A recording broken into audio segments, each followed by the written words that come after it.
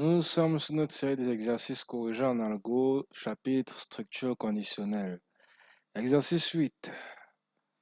Qu'est-ce qu'il veut? Il veut qu'on écrive un algo qui demande à l'utilisateur de saisir une valeur entière positive, grand N, puis détermine et affiche le n premier nombre parfait. Donc si l'utilisateur écrit 7, c'est les 7 premiers nombres parfaits qu'on va l'afficher. Maintenant, passons à Notepad.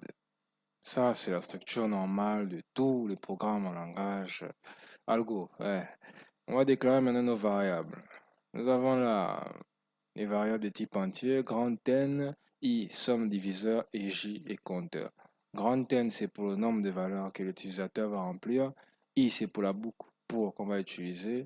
Somme des diviseurs, c'est pour calculer. Rappelez-vous d'abord, c'est quoi un nombre parfait?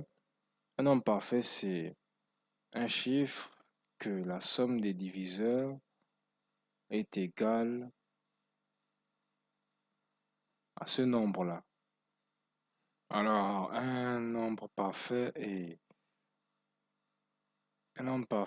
si la somme de ses diviseurs est égale à lui. Par exemple, 6, il a comme diviseur 3, 2 et 1. Si vous faites 3 plus 2 plus 1, ça fait, vous connaissez la suite. J, c'est pour la deuxième boucle for qu'on va utiliser. Et compteur, c'est pour compter. Donc, le nombre des diviseurs, non? Ouais. Maintenant, on va demander à l'utilisateur de saisir une valeur entière positive. On va l'afficher entre une valeur entière positive pour n et l'IA va récupérer donc son grand N. Là, on va vérifier que grand N est positif avec une condition. Donc, si grand N est inférieur à 0, alors on l'affiche V entre une valeur supérieure à 0. Fin du si. Donc, on part dans sinon. Là, c'est maintenant pour tout le programme. On initialise le compteur pour suivre le nombre de nombres parfaits trouvés. Donc d'abord le compteur initialise ça à 0, donc notre variable compteur là.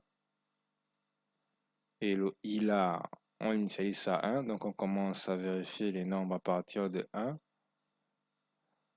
Et trouver, on va trouver maintenant et afficher les n premiers nombres parfaits.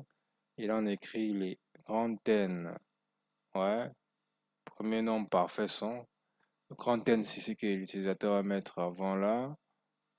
Et là, tant que compteur est inférieur à grand N. Donc le compteur est initialisé à 0 là en ce moment. Donc s'il est inférieur à grand N, tant qu'il est inférieur à ça, on va faire que faire ça. Ce qui va se passer juste en bas. Donc somme diviseur, on initialise ça à 0. Ouais. Maintenant, on calcule la somme des diviseurs propres de i pour j allant de 1 à i divisé par 2. Donc les diviseurs et tout ça là, qu'on fait ça, je ne sais pas. Donc si i modulo j égale à 0, ça veut dire que si i divisé par j, son reste est égal à 0, ça veut dire qu'il est divisible par lui. J là, c'est des nombres qui vont défiler, défiler, défiler. Et i, ça commencera à partir de 1. Ouais, à partir de 1.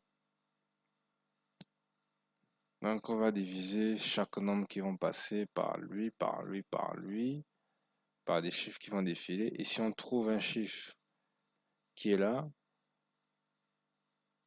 ça veut dire qu'il est diviseur. Donc somme diviseur est égal maintenant à somme diviseur plus j.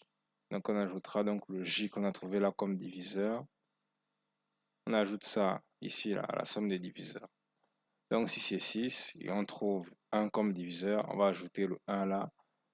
Il va partir ici. Donc c'est j, c'est 1 maintenant. Ça rentre dans somme des diviseurs. On va vérifier si la somme des diviseurs est égale à i. Donc si la somme des diviseurs est égale à i, on affiche ça.